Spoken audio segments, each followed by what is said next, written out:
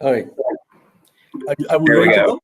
We're starting the recording. My name is Corey. I'm the Director of Development in the College of Sciences. Thanks for joining us for virtual lab notes for July.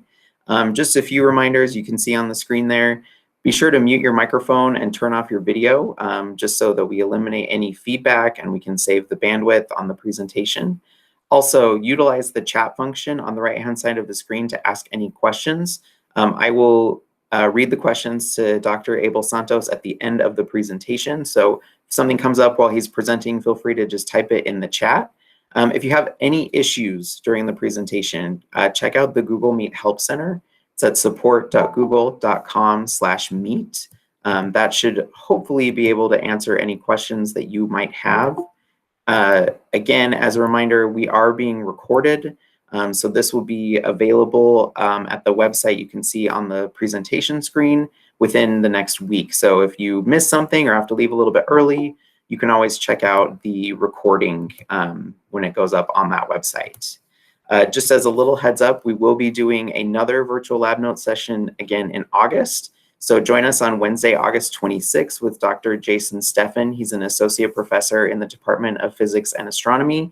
And his topic will be Gods of Power, How Nuclear Energy Will Save the Planet. It should be very interesting, some fascinating research that he's been doing on nuclear power and nuclear energy. And without further ado, I will introduce our speaker for today, Dr. Ernesto Abel-Santos. He's a professor in the Department of Chemistry and Biochemistry here in the College of Sciences. And I'm just going to give you a little background on him before he starts. So Professor Abel-Santos obtained a BS degree in chemistry, magna cum laude from the Dominican Republic, and a PhD in biological sciences at Washington University Medical School in St. Louis.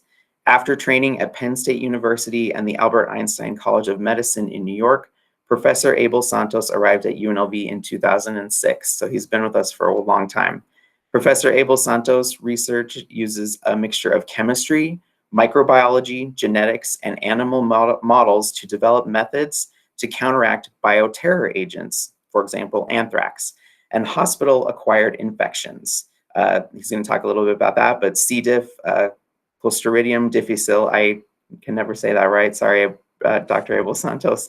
Professor Abel-Santos has published over 50 peer-reviewed articles, reviews, and books. And the Abel-Santos research has received over $6 million from federal, foundation, state, and private sources. So his research is well-funded and is very well-renowned. Graduates from Dr. Abel-Santos's lab have continued as industry researchers, academic scientists, physicians, dentists, and healthcare providers. Professor Abel-Santos has obtained 5 US and international patents and was recently elected as a 2019 Fellow of the National Academy of Inventors. So without further ado, I will introduce Dr. Ernesto Abel-Santos to present to us Prevention and Treatment of Infectious Diseases in the COVID-19 era and beyond. Take it away. Thank you, Corey. Let me see how I present now. Okay, I'm going to choose a window, and this window, I'm going to share that. Can everyone see the presentation?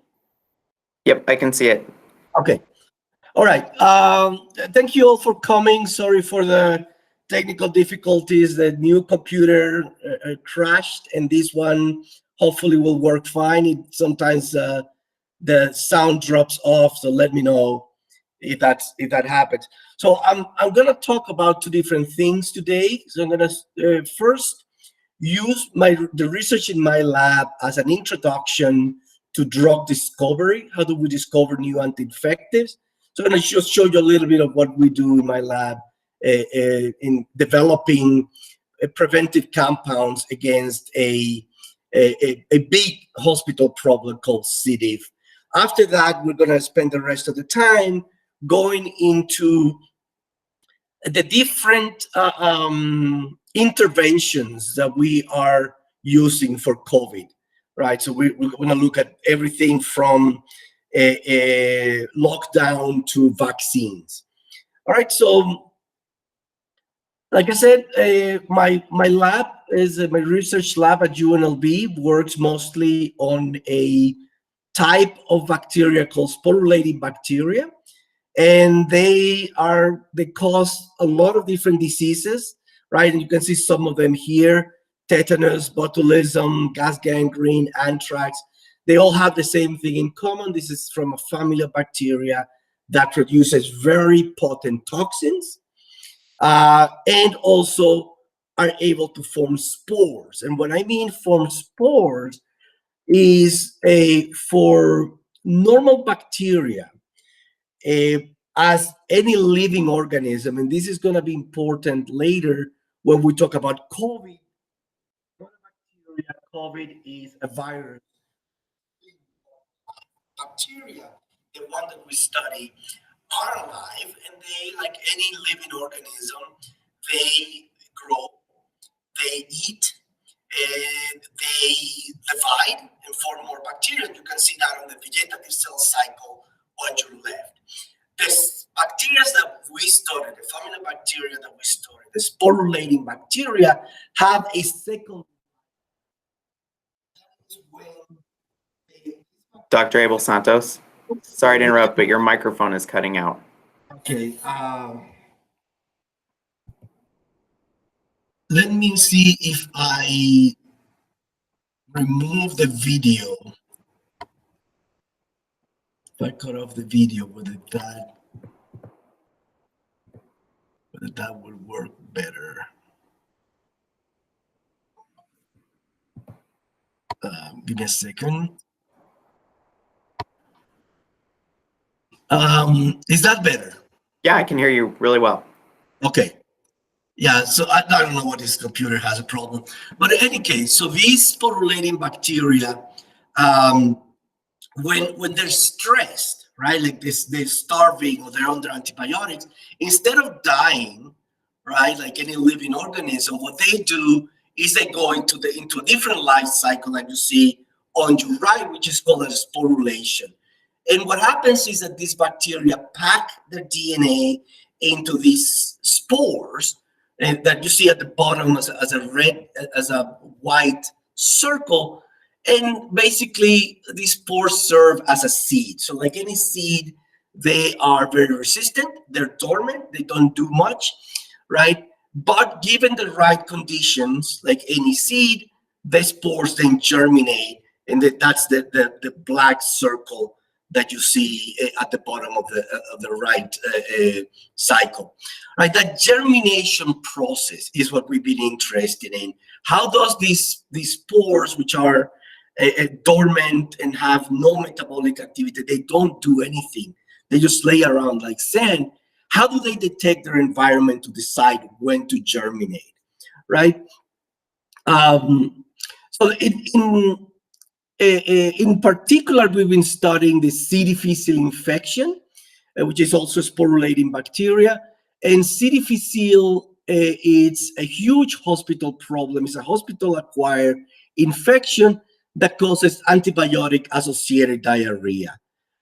So it's an opportunistic pathogen, and this infection has a lot of particular characteristics that makes it very insidious.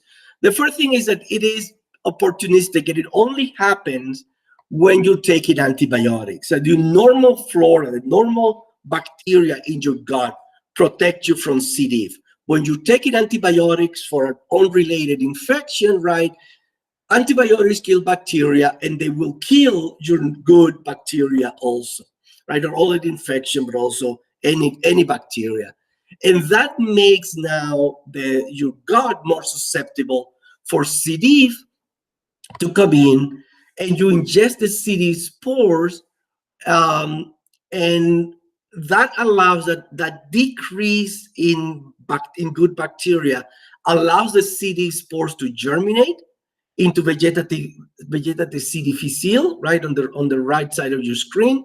Those vegetative are reproducing C. difficile cells, then start producing toxins and cause an infection. If you look at Edman on the bottom of your screen, right? The ironic part of this is that still C. diff is a bacteria that in order to treat C. diff caused by antibiotics, you have to give people more and stronger antibiotics, right? But antibiotics still kills your good bacteria. So this causes a recurrence cycle where you give people an antibiotic, the CDI treatment works. Once you stop the CD treatment, the spores in the intestine then can germinate again and reform reinfect the patient, right? So what we're trying to look at, if we block that germination process, right? That the first step in the infection of CDI is the germination of CD spores. If we can block that process, then we interrupt the cycle and we stop the disease. So we're looking at preventing C. difficile infection and having compounds that will basically take the place of your normal microbiota in protecting patients from C. difficile spores, right? So the first thing that we found was that spore germination, C. difficile spore germination is triggered by a bile salt, taurocolate, on the top, that structure on the top, right? So the spores in green get converted to the vegetative cells in red, right, by this particular compound. And bile salts are produced by your liver and it dropped in your intestine, and they basically serve to help digest fats. That's their main function. But C. diff have actually used that as a signal for germination, and it makes sense, right? C. diff is an intestinal infection. The spores don't want to germinate until they are inside the intestine, and the only place that you're going to find a lot of bile salts is in the intestine, so that they use bile salt as a signal for germination. Interestingly, there's actually a natural inhibitor of CD spore germination that is also produced by the liver called CDCA. And the interplay of the concentrations between the taurocolate at the top and CDCA at the bottom determines whether you're going to get sick with CDI or not. So because we understand how the mechanism of the spore germination works, right? Taurocolate is the germinant, CDCA is the inhibitor. We can work around that. Now we know that bile salts, and in the first stage of drug development, what we did is we prepared hundreds of taurocolate analogs. If you look, T01 is taurocolate, and you see here we have 20 something examples of artificial analogs of taurocolate, and right now we have over 250 analogs that we have tested. And the idea with that is taurocolate, we know, interacts with the spores to trigger germination. We want to find germination, so we found a very interesting compound that we call CAMSA. It's a synthetic bile salts analog. It inhibits spore germination in vitro. It binds to the spores about 300 times better than taurocolate. It's non-toxic, right? It doesn't affect the microbiota, right? Because that's one of the problems with antibiotics. It's stable to the gastrointestinal tract, to gastric juice, to bacterial effects, and it also has low permeability that ensures that the compound CAMSA stays in the intestine where the infection is. So this is all a list of in vitro, right, test tube assays to see if if CAMSA would be a good compound to inhibit spore germination and protect from CDI. But in order to see if it actually works to protect in CDI, we need to test it in vivo, right, in animals. There are two models for CDI in animals, the hamster and the mouse. The hamster is the more traditional model. It's very, very sensitive to CDI, and the animals die very quickly. But it does have a relapse model, so we can study CDI relapse in the hamster. The mouse is a new model, is more resistant, but allows you to look at different symptoms of CDI. So they don't get sick that quickly, but that you can follow the symptom development over time. But there's not really a good relapse model. So we're going to use the mouse for primary CDI, right, the first infection, and we're going to use the hamster as a relapse model, right, the CDI that comes back after treatment. So CAMSA protects mice from CDI. So the way we did this experiment is we took mice, we infect them then with CD spores, and if you don't give them any CAMSA, right, on the white circles, the animals, after a couple of days, the mice get sick and die. If you give the animal 50 milligrams of CAMSA, right, they actually survive. So those are those white diamonds on the top. Not only do they survive, they don't develop any symptoms. So a single dose of CAMSA is sufficient to protect animals from CDI. If you reduce the dose to 5 milligrams of CAMSA, the animals start getting disease, right? The lower the dose, the less protection you expect for any medicine. So that's the white squares. If for comparison, we also tested 50 milligrams of the natural inhibitor quinodeoxycholate, and you can compare that to the 50 milligrams of CAMSA. You can see that we lost about 80% of the animals with the natural quinodeoxycholate. So not only do we see a difference in survival, we also see a difference in how much symptoms you get, right? So in these graphs, the y-axis is symptom severity. So we basically look at how we look at the animals and determine how badly they're infected. So anything below 2 is considered not symptoms. 3 to 4 is a mild symptom. 5 to 6 is moderate symptoms, and above 6 it's a severe CDI symptoms. 6 is kind of our endpoint, right? Any animals that scores more than 6 are so severe CDI that they need to be put down. So if you look at the left top screen, right, you don't give them CAMSA.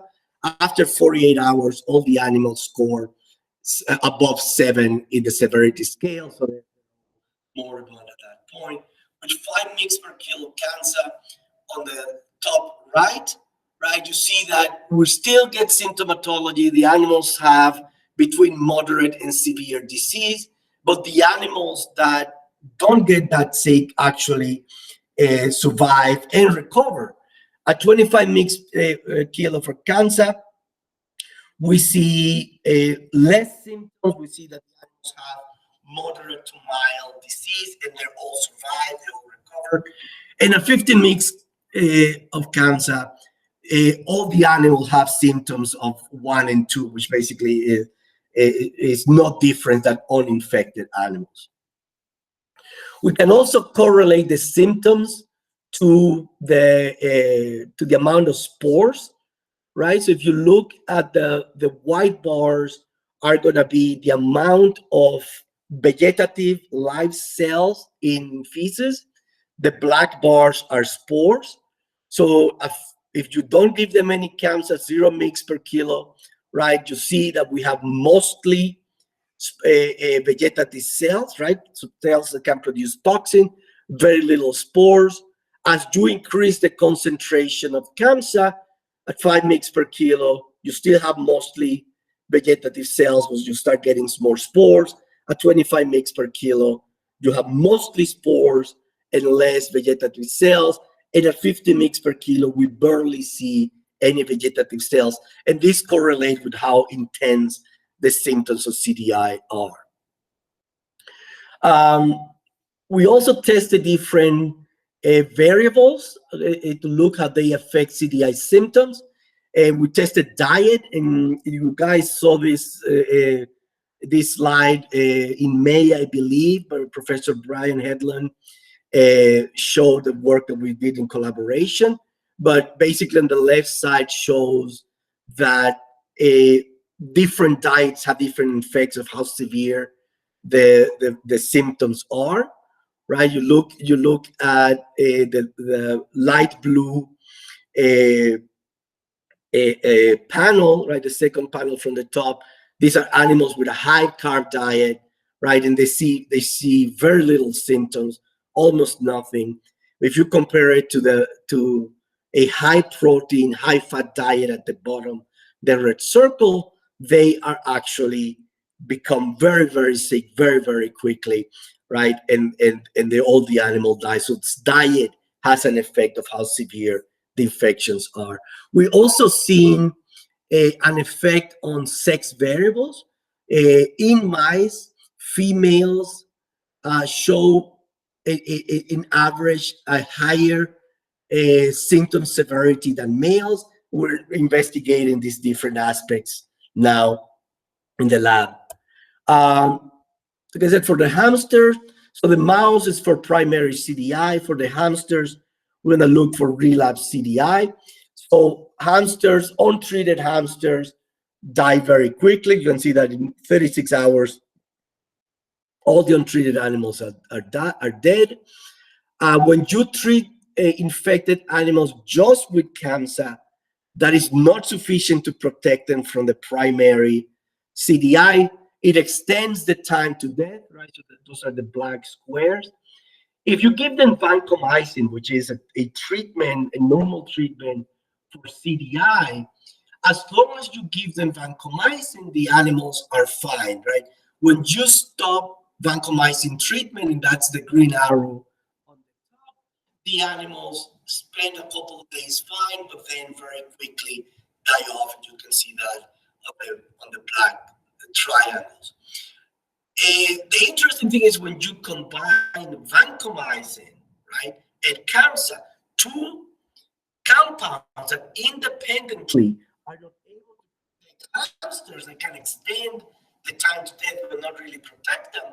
But when you mix them together, we're able to recover 75 to 80% of the animals are protected. And we think that the two drugs are acting in combination, that CAMSA is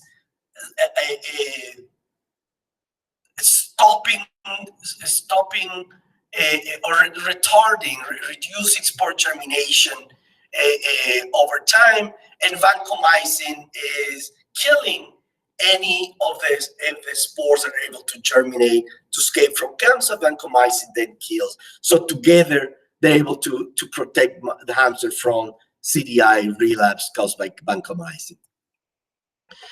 Another a very interesting thing that we just found is that in hamster, contrary to mice, females seem to be more resistant than males to CDI. So these are new results, and we're going to be looking into these different variables to see why do they affect hamsters and mice differently. So these are the people that actually do the work. We call ourselves the germinators, and these really are the people that are in the lab doing all the experiments are done by them, not by me. I just sit in my office and give talks about their work. All right, so we're gonna switch gears.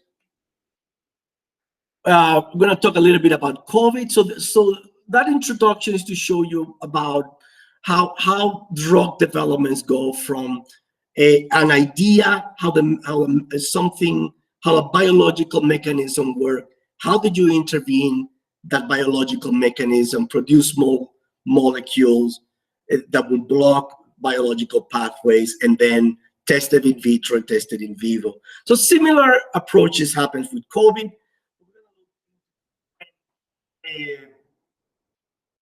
approaches that we're taking for COVID infections. First of all, just a small primer on viruses, right? Contrary to bacteria, viruses are not really alive, right? Viruses are basically a piece of genetic information, DNA or RNA, trapped inside a capsule of proteins.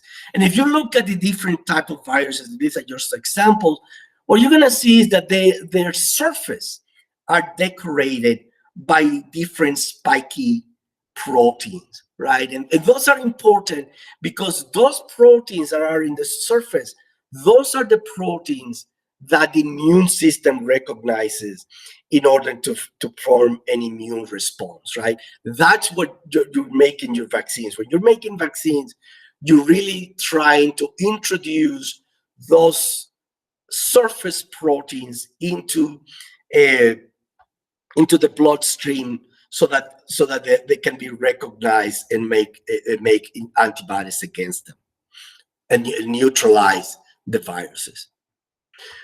So COVID-19, right, we all heard of it by now, right? It's not the flu, right? It has characteristics that makes it a lot more dangerous than the flu. It's a lot more infection. It's easier to transmit.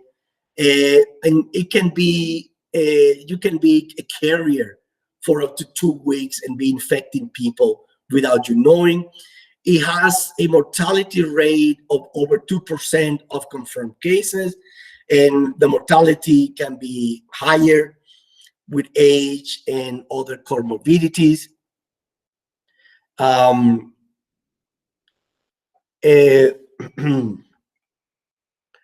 It's stickier, right? So it sticks to human cells a lot better than normal flu, which makes it bind strongly, and right, it allows it spreading into the body easier. And there's no immunity, right? It's a new virus, so no one has antibodies against it.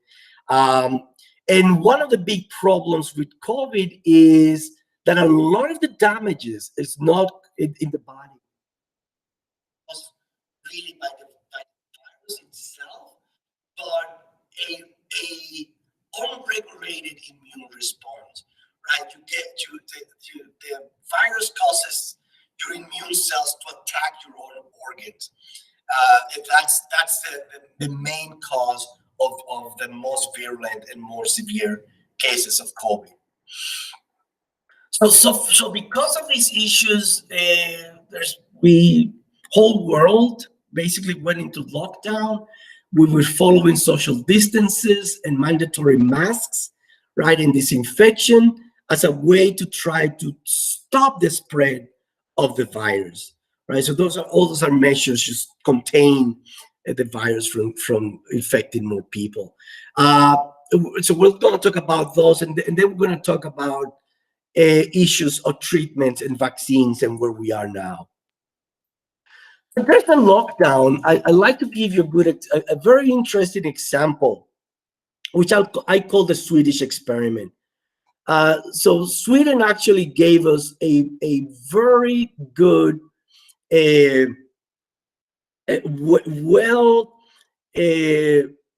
regulated experiment, if you wish. I mean, if you compare Sweden and Norway, right, they are geographically, culturally, and in terms of population very similar, right?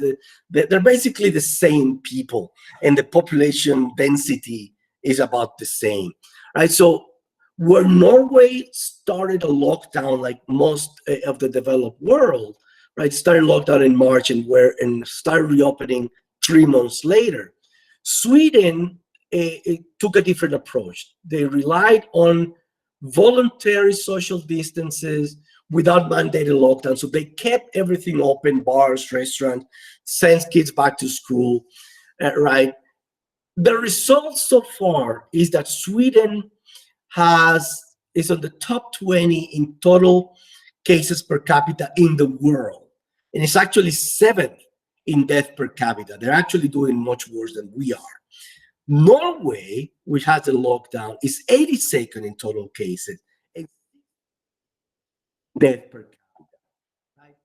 In terms of economic impact, they're both expected to show the same amount of economic pain, expect the economy to shrink about 5%. So the Swedish model of voluntary distancing really hasn't done much in terms of helping with economic recovery. Sweden right now, on the good news is that they've been able to contain COVID transmission. So the transmissions rates are down. They have a few cases. They're still higher than Norway or Denmark and Finland, which are kind of the neighboring countries, but they've been able to contain it. And in terms of the scientific community in Sweden, there's still some people believe that their approach worked. Other people believe that the amount of death was unacceptable, and that's still on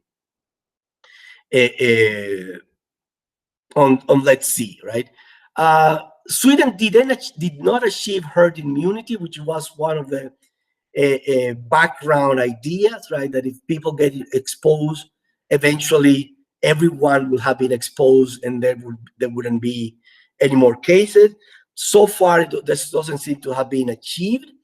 One thing, though, that the Sweden model might work is if there's a second wave, right? People in Sweden are not as wary about lockdown and exhausted with the restrictions. So we're still there's still a space to see what's going to happen. But so far, Sweden's outcome has been much worse than other countries. So in terms of disinfection and transmission, where we have to look at what is the most important ways of transmitting COVID.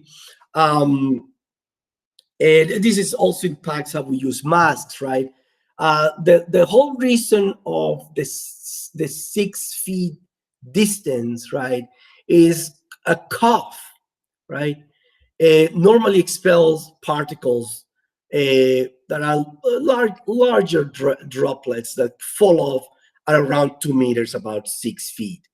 Right? Sneeze actually goes much farther. And this type of transmission is believed to be the most important way of transmitting a COVID, right? The droplets from one person to another.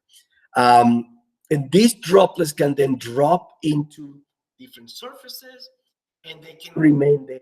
Look at the bottom screen. They can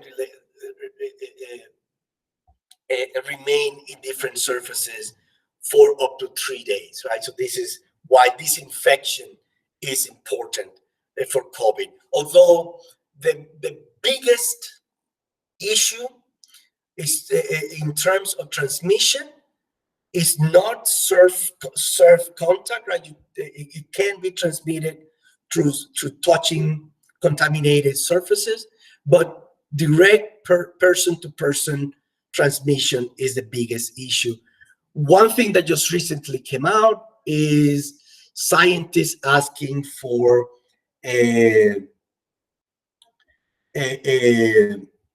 whether COVID can be transmitted by aerosols, and basically what that means is COVID airborne? And the difference between getting transmitted person to person and airborne, if COVID is airborne, that means that I can sneeze in this room, right?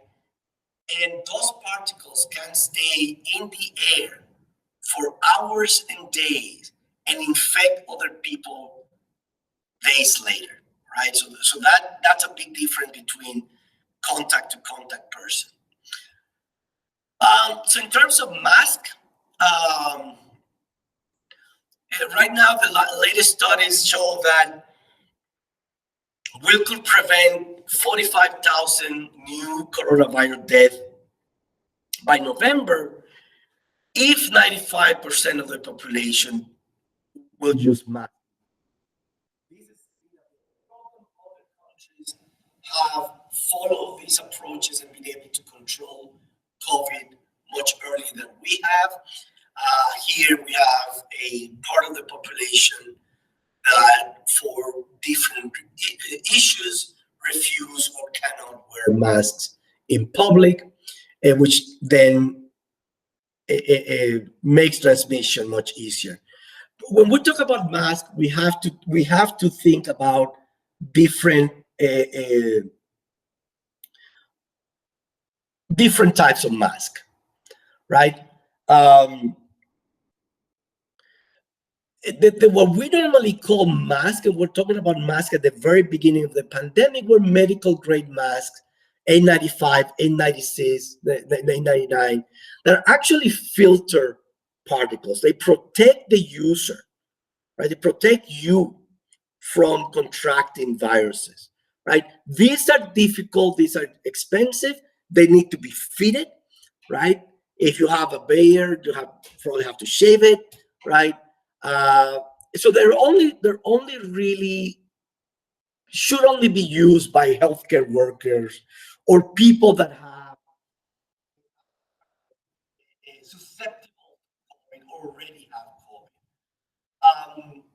What we normally call surgical masks that the most population use, right, when we go outside, are surgical masks, that small paper thin mask that we use, or a fabric mask, just like cotton. Hybrid masks are the best, cotton with silk or something like that. These type of masks don't really protect the user, right? They're there to protect the other people, protect people from you, right? And they're very effective at that. Remember that when you talk, when you sneeze, when you cough, right? When you sing, you're expelling droplets of saliva that can contain the virus.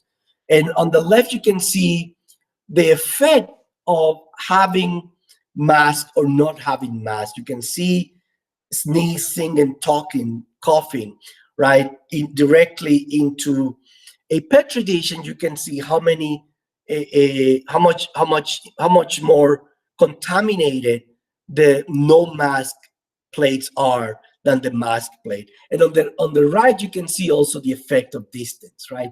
How much more contaminated are the plates when you're close proximity, 2 feet, versus when you're far away, 6 feet away. So masks work, but again, you have to always remember that when you're using, unless you're using a surgical a N95, A99 mask, the mask is really to protect the rest of the people from the possibility of you being infected. And the person next to you using a mask is protecting you from their viruses. In terms of treatments, we're going to look at different treatments that are currently being tested. There are 2 huge enterprises that are being trying to refurbish drugs that are known to use for other diseases. They are repossessing them for COVID, right? One of these is in the UK. It's called Recovery, right? They're doing large and randomized trials with available drugs. These are sponsored by the NHS. I involved almost 200 hospitals. So far, their trials have rejected hydroxychloroquine and a viral drug combination, lopinavir, ritonavir, as not effective. They have, however, found that dexamethasone, which is a anti-inflammatory drug, to have some effect. And I should say one important thing here is that these trials are large, right? They're using thousands of patients and they're randomized, right? So they're using drugs versus no drugs. These are important parameters because this has been one of the issues with the original research on hydroxychloroquine, and we'll talk about that in a second later. So another big multi-institution trial is called the Solidarity Clinical Trials that have been organized by the World Health Organization. And basically, there are over 100 countries participating. They also show that the lopinavir, ritonavir, and hydroxychloroquine doesn't work. They make the caveat that they don't work for hospitalized patients. They still have trials on using hydroxychloroquine for less severe COVID or as a prevention. Those are still in trial. In the US, we haven't really have large trial like that. There's a few that has begun now, but so far they have completed just one with remdesivir. We'll talk that about a little bit later. Going back to the hydroxychloroquine story, right? This is actually kind of a interesting story that mixes science, politics, and a whole bunch of other things. So just look at the timeline.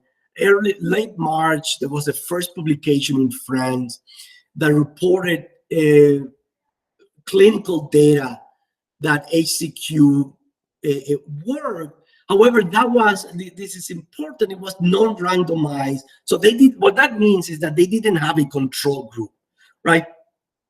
They were giving hydroxychloroquine to all the patients, and then they say, okay, so they got better, right? But because they didn't have a control group with not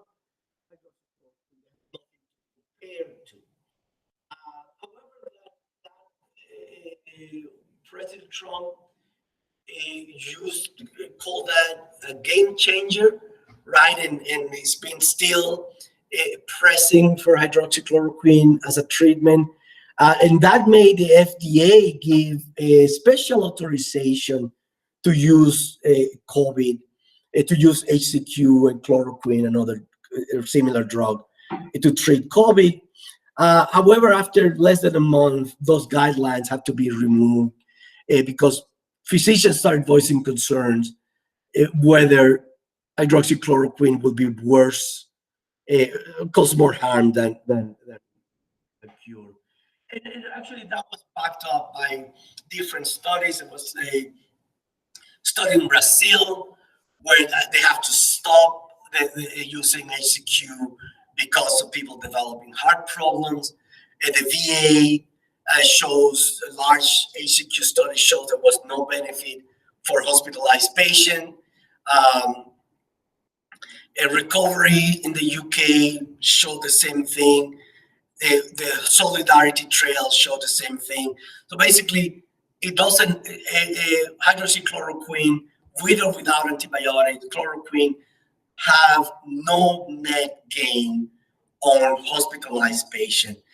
And just this week, right, we see another, after we thought that was said and done, we just saw a resurgence of the promotion of HCQ for COVID treatment by a group called themselves America's Frontline Doctor. They, however, provide no data showing that it's effective, but just to show you how important information is.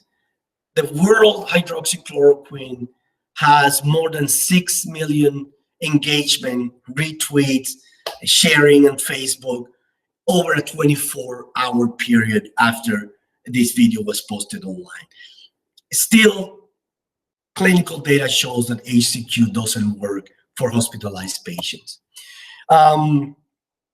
However, so there's some good news, right? The dexamethasone is a common steroid that's used to suppress immune system when the immune system is not functioning properly, like autoimmune diseases and allergies, right? So dexamethasone is used for that. And because severe COVID cases is really the patient's immune system that goes into overdrive and kills the patient, they tested whether this anti-inflammatory drug, and it seems to be helpful. Right? In patients that are on ventilator, they saw a 35% lower death rate. And in patients that needed extra oxygen, 20% lower death rate. It's not great, right? We're talking about that if 100 patients will die on a ventilator, dexamethasone will lower that to 70 to 65, right? If you're on ventilator, if you're on oxygen, they lower to, instead of 180 will die, right? So it's not great, but it's better than nothing. There's really no benefit for less severe symptoms. They didn't find anything. The paper is not being reviewed yet, but the data has been shown to be, looks good. The other drug that has shows some effect is remdesivir. It's an antiviral drug. It hasn't been approved by the FDA for any treatment, but early results show that, again, in hospitalized patients treated with remdesivir recover in 11 days versus 15 days if you don't give them remdesivir. So there's a recovery time is less. The death rate 7% in the remdesivir group, 12% on the placebo. Seems to be an effect. However, when you actually look at the statistics, is not significant. And again, this is the result of having a large population with control groups. Even things that look at first sight to be different, once you look into the actual statistics, it shows that it's really not that much different. Again, this remdesivir works for very, very severe patients that are using oxygen. But again, in the same way, alone, this is probably not enough, right? It reduces the recovery time, but really doesn't reduce the death rate that much. In any case, it's been used for, the FDA gave an emergency authorization, and we're now on a phase 3 trial, which means much, much bigger population to see if it actually works. And it shows that after 5 days, patients with remdesivir are more likely to improve, but that difference wasn't really that significant. So we're still waiting to find the results to come out on remdesivir. There are other studies that are on that are starting. Right? One of them is to try to use antibodies to treat COVID-19. So just inject patients directly with antibodies instead of waiting for the vaccine to develop. Other drugs that affect the immune system, like the dexamethasone. Blood thinners are being looked to very sick COVID patients to prevent blood clots, which are still under development.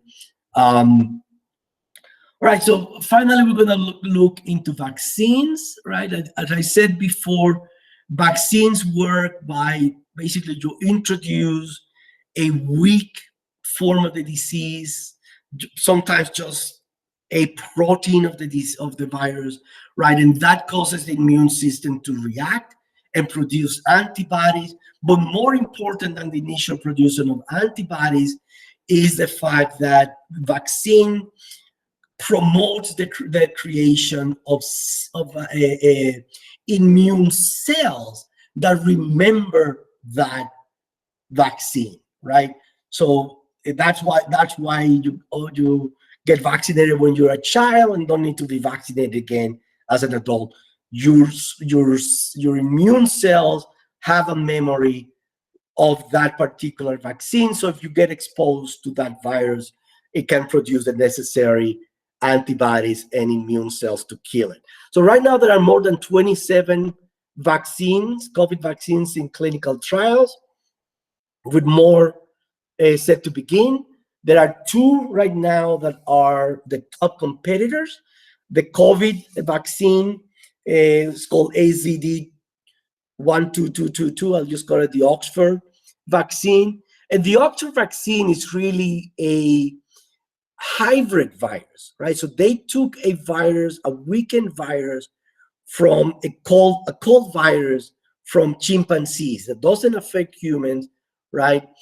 And they mixed that virus with the genetic material from COVID, but just the one that makes that spike proteins on the outside of COVID. So that new virus, that new mix virus called ChAd-OX1, right, has the viral load or the viral structure of a chimpanzee virus with the display of the SARS, the COVID-19 spike proteins. So inject that into patients, and the immune system is going to make antibodies against those spike vaccines. So they showed in the trials, the first phase 1, phase 2 trials, that it is safe, right? There's mild to moderate adverse effects that you expect from vaccines, pain in the site of infection. Some people develop low-grade fevers, right? But they showed in these studies that there is a 4-fold increase in antibodies after injection, right? So we believe that to be antibodies against that vaccine, against COVID. So now they are in phase 3 trial. What that means is now we're going to see whether it is effective, right? So they show that it's safe. They show that it produced the antibody response. Now the phase 3, we're going to have about 30,000 people enrolled, and they're going to see whether half of them are going to get the vaccine, half of them are not, and they're going to see how many in the vaccine population develop the virus, develop COVID, versus how many of the placebo population develop COVID. If everything goes fine, we expect the first dose of the Oxford COVID vaccine to be available in early 2021, with 300 prepared by July 2021. That's been developed in England at Oxford University. In the United States, we had the Moderna COVID vaccine. It's different in the way that it's prepared. This is what is called an mRNA vaccine. So instead of producing a protein, instead of making like a mixed virus that we did for the Oxford, what the Moderna vaccine, what it does, it takes a piece of the genetic information of COVID, right, the one that produces the same spike protein, and they put them into a particle, an artificial particle, and they inject that into muscle cells, and now your muscles are going to be the ones that are going to take the genetic information and produce that spike protein. So some of your muscles are actually going to have now that spike protein, and that is going to be recognized by the immune system to same way produce antibodies. So same thing after 2 injections. The volunteers on phase 1 showed that they form antibodies against the COVID protein. There's no serious adverse events, right? So mild or moderate side effect, headaches, local pain, fatigues are common. So this is also going into phase 3. Again, 30,000 patients, 50,000 will be injected with the vaccine, 50,000 with um, a placebo, right? And hopefully by the end of the year, we'll know whether it works or not. In summary, the highly publicized HCQ does not work in hospitalized patients. It might be for early treatment or preventive, we still don't know. Dexamethasone lowers death rate, but only by a third. However, dexamethasone is a good thing. It's very, very cheap. It costs cents per dose. Remdesivir is more expensive and reduces hospitalization, but not death in severe COVID. And the two vaccines, the two front-runner vaccine, has been shown to be safe and they produce an immune response. And they have entered phase 3 trials. And we'll see by the end of the year whether we have a vaccine or not. So that's basically it. Have any questions? Thanks, Dr. Abel-Santos. We really appreciate you putting this together for us and for your time. If anyone has any questions, we have a couple minutes. It's 1 o'clock right now, but if you have any questions, put them in the chat. I'll give everyone a couple minutes to ask one. That was very informative. Thank you so much. We really appreciate it. Very welcome. We'll give folks a couple minutes just to see if there's any questions, and if not, we can sign off.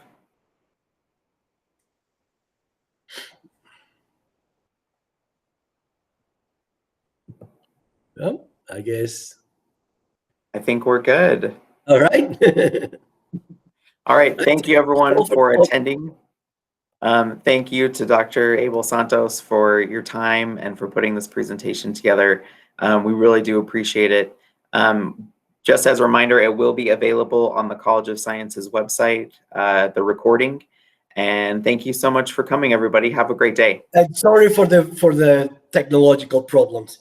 Yeah, thanks for bearing with us, but I think everyone understands, so you're good. Thank you. Bye. Bye.